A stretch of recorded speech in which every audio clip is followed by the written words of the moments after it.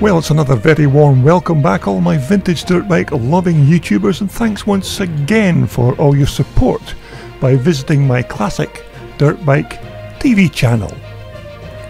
Now, without doubt, these are very strange times we are living in, being unable to go racing or come into contact with any of our favourite race bikes. So I hope I'm giving you something to keep up your interest in old race machines. Now, in this next very short video, we are going to take a look at Ivan Cairns' very nice 1982 YZ490 Yamaha. So please stay tuned.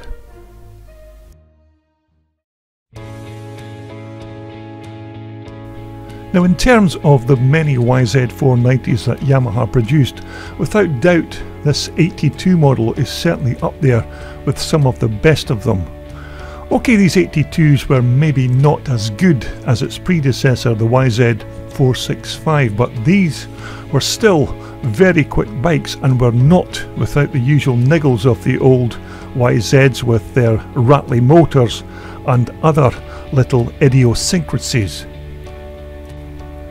Now, this featured bike was the YZ490J model and was Yamaha's beefed up replacement for that awesome YZ465, which was an absolutely superb machine and certainly one of Yamaha's most popular YZ models.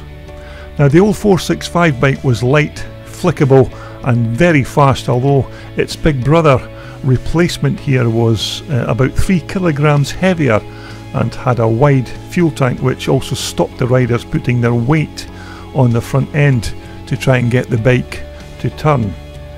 But although this bike indeed could fly and power wasn't an issue, these YZs suffered from niggly problems straight from the factory, but with a little patience and a bit of remedial maintenance, this bike could still be made into a full open class winner.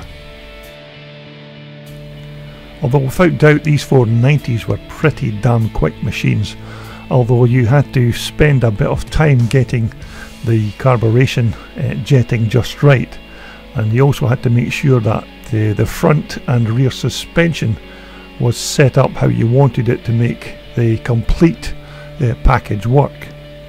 Now, the engine was a single cylinder 487cc two-stroke with a bore of 87mm and a stroke of 82mm. Now, the fueling was performed through a 38mm Mikuni carburetor and a reed valve block. Now, the engine also had a 4-speed gearbox with a standard wet multi-plate clutch. Now, Yamaha seemed to assume that because the 82 model now had the bigger engine, that less gears would be required, unlike of course the past 465, which had the 5-speed gearbox. But nevertheless, and despite the pinging and other rattles from these 490s, once you got everything just right, the power delivery was smooth and predictable.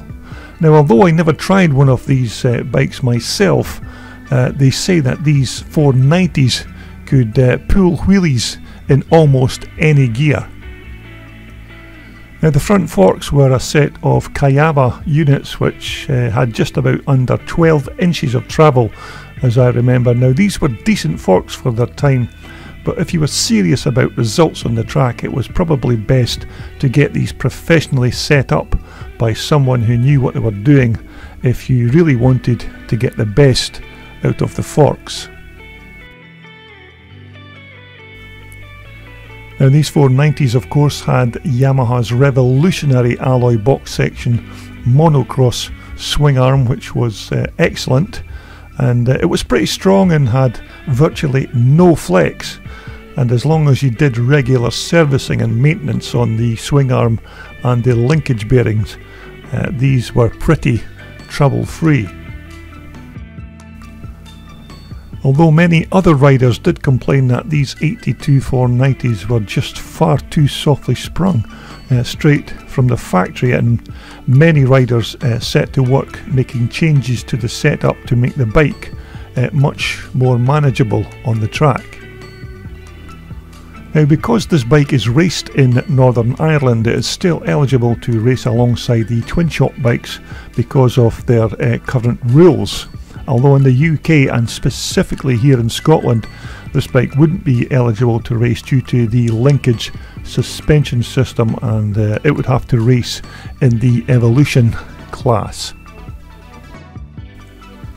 Now we can see that Ivan has fitted a pair of these Acerbis handguards to his machine, and I'm sure many of our riders will tell you how invaluable these things are, especially if you're racing on a very stony racetrack. Now, Ivan's bike is a very nice example of one of these 82 Yamahas, but as you would expect from a bike that's now almost 38 years old, this is not the original Yamaha exhaust on Ivan's bike. This is a good quality PFR expansion chamber from Pro Form Racing.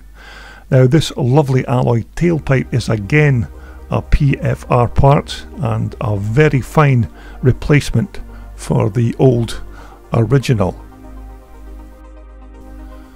But without doubt, in reality, these 490 motors had more power than your average club racer could ever use, and it was just your balls to the wall, serious open class rider who could make full use of the power that was on offer from these awesome 490 motors.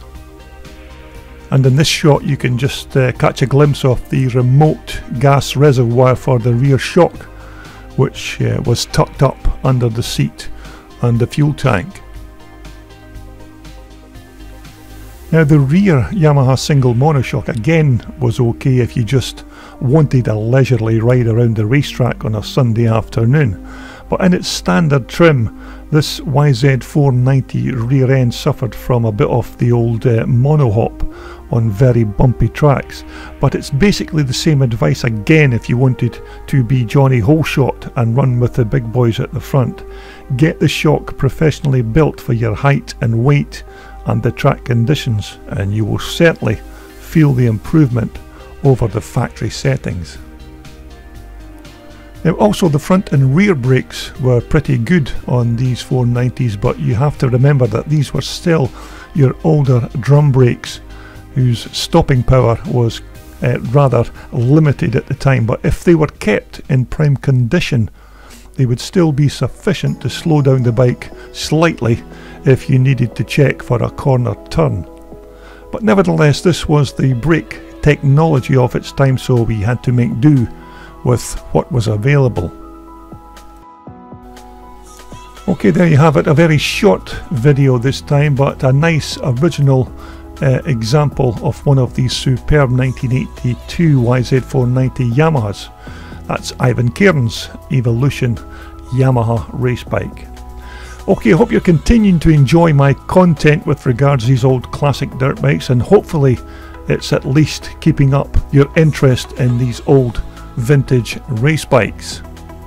Now, I still have more of these old classics lined up to feature on my channel, so I do hope you'll continue to subscribe to my content.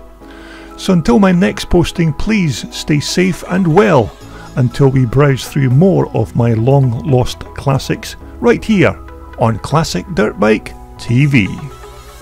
This video was brought to you in association with VMX Magazine, your #1 publication for classic, vintage and off-road motorcycles. Just visit their online website for more information.